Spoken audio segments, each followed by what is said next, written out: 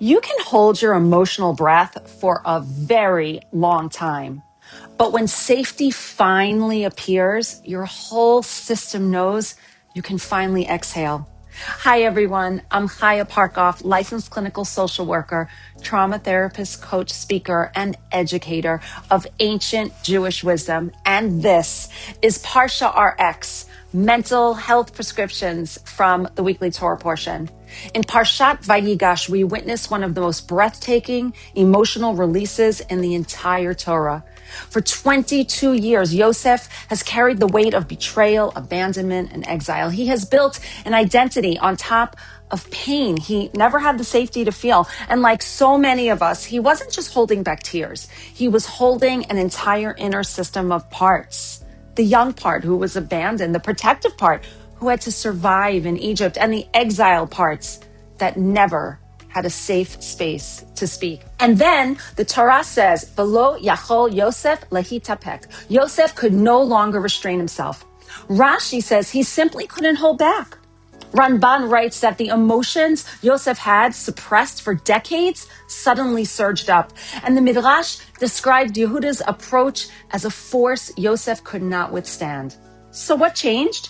Yehuda, the very brother who once led the sale of Yosef into slavery, now steps forward to protect another brother with his own life. Vayigash elav Yehuda, he draws close with humility, responsibility, and a completely transformed heart. The Sfas Emes explains Vayigash means drawing close emotionally and spiritually, not just physically. And Rambam's definition of complete Teshuvah, complete return, unfolds right in front of us. Yehuda facing the same situation, whether to betray or protect a brother, and choosing differently this time. In that moment, Yosef's nervous system recognizes something it has longed for. This is not the danger your brain and body remember. You are safe enough now to feel. Rabbi Jonathan Sachs of blessed memory teaches that this is the moment the first Jewish family becomes whole, when truth and courage replace fear. And Rabbi Nachman adds a layer of spiritual psychology, teaching that when a person finally speaks their truth in a place of safety, the heart awakens. Yosef's heart awakens the moment he senses real teshuvah. And once the heart awakens, the tears follow. Not as collapse, but as release, as healing. And here's where this meets our own lives. Yosef received the safety he needed from the very people who once hurt him. But not everyone gets that moment. Not every story ends with the person who caused the pain becoming the person who repairs it.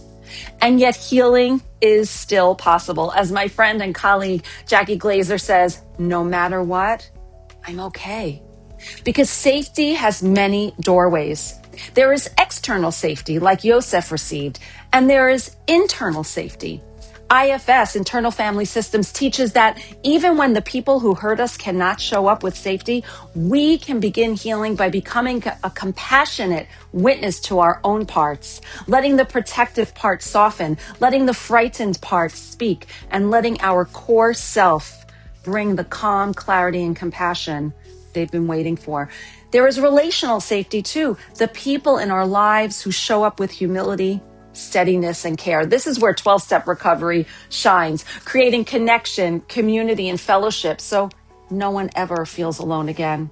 And there is a fourth doorway, maybe the holiest one, becoming the person who creates safety even after we've messed up. This is Yehuda's story, and it's the heart of 12-step recovery. The steps teach us that no matter where we've been, we can show up differently now. We can repair, we can make amends, and we can become a safe person for someone else. He is not perfect. He is not blameless. But Yehuda steps forward and says, I can't change what happened, but I can show up differently now.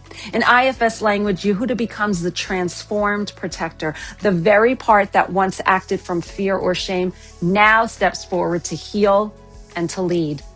I've had moments like this too, times when I realized I needed to repair a rupture I caused. Even going with one of my children to therapy because repair required me to show up with humility and love, because we all mess up, but we can all create safety again. So what is our ParshaRx for this week? Notice where your body is still bracing around an old story. Ask yourself, where can I receive safety? Where can I create safety, even if the person who hurt me never changes? And where can I be someone's Yehuda, the one who steps forward with courage, accountability, and love? Healing doesn't come from pushing our parts away. It comes from drawing near, Vayigash, to the places inside us that are waiting for safety and leading them with compassion. And when safety appears from others, from within, or through our own repair, your soul will always know how to breathe again. Shabbat Shalom.